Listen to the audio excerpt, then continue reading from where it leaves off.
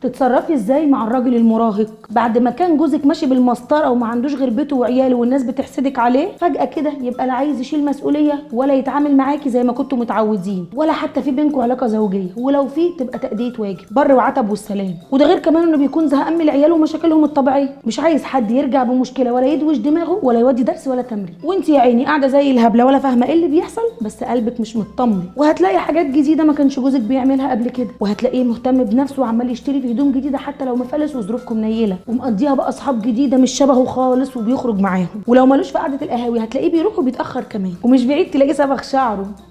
حتى الشغل اللي كان مهم عنده هتلاقيه بطل يروح وزهق منه، وتيجي تتكلمي معاه هيقول لك زهقان عايز اخرج من دوامه الشغل والعيال، وما بقاش عنده طاقه لاي حاجه. دي بقى يا حبيبتي اسمها مرحله المراهقه المتاخره، ربنا يجعل كلامنا خفيف عليهم، بس للاسف اغلب الرجاله بتمر بيها. مش شرط على فكره الراجل يكون عايز يلعب بديله، لا، هو عايز يحس ان لسه في الرمق وصغير وما راحتش عليه. طب لو انت بقى الفار بدا يلعب في عبك وحسيتي ان جوزك داخل على الفتره دي، تعملي ايه؟ وانت يا عيني مطحونه في البيت والعيال هتلاقيها منين ولا منين؟ انا عايزه اقول لك ولازم تكوني فاهمه ان دي مرحله وهتعدي ان شاء الله. اتكلمي معاه وقولي له انا حاسه انك متغير، مالك، في ايه؟ لو قال لك ان في مشكله يبقى كده خلاص نتكلم بقى ونحاول نحلها سوا، وتغيري من نفسك على قد ما تقدري، وهرجع افكرك ان ده بيتك ولازم تحافظي عليه. طب لو قال لك مفيش وانت ست زي الفل وبيتهيأ لك وكله تمام، لازم في المرحله دي تكوني الصديقه علشان تحافظي على بيتك وجوزك وعيالك. اوعي تفضلي تأنبي فيه وتتكلمي في الموضوع قدام كل من هب ودب. شجعي جوزك انه يتكلم عن مشاعره وافكاره، واسمعيه معلش وطولي بالك وخليه يحس ان انت معاه. عارفه ان ما عندكيش خلق، بس لازم تفكروا في حاجات تعملوها سوا.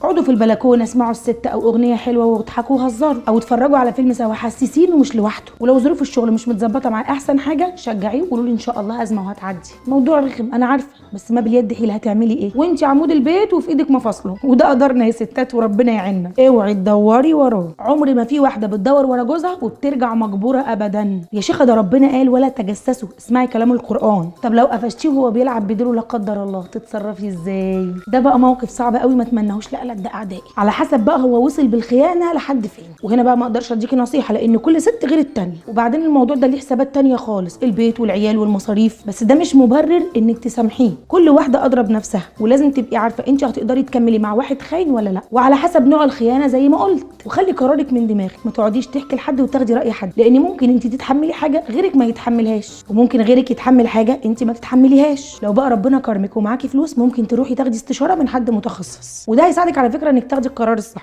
لو بقى مش قادره تتحملي وقررتي انك تطلقي بعد الشر، اعملي كده بس بالطريقه تعرفي تحافظي بيها على نفسك وعلى عيالك، ونظموا علاقتكم وما تخلوش العيال تتاثر على قد ما تقدروا، لان الطلاق ممكن يخلي العيال هي اللي تدفع الثمن وهم اللي بيتاثروا. وانت عقل يا اخويا شويه، لمي نفسك وعقل. من الاخر التغييرات اللي بيمر بيها جوزك مش دايما سهله، بس لو فهمتي الموقف وتعاملتي معاه بحكمه ممكن تغيري كتير، وممكن تلحقيه قبل ما يقع في اي غلط. واوعي تلومي نفسك ابدا، انت مش مقصره في اي حاجه، هو بس النصيب. نعمل ايه؟ هي في رجاله كل ما بتعدي سن ال40 لهفه بتجيلها. وافتكري دايما ان كل علاقه بيبقى فيها الحلو والوحش، وبيبقى فيها مواقف تقطم الظهر. اهم حاجه تحافظي على نفسك وصحتك في الفتره دي، وما تخليش الزعل والنكد والصدمه يوقفوا حياتك ويدمروا ولادك. كل بيت بيمر بمرحله وبتعدي، والبيوت كلها ياما فيها ومقفول عليها. قولوا لي بقى في الكومنتات مين جوزها مر بالمرحله المهببه دي، وعملتي ايه وتصرفتي ازاي معاه. على ما تكتبوا لي وتحكوا لي اكون انا خلصت الموعد.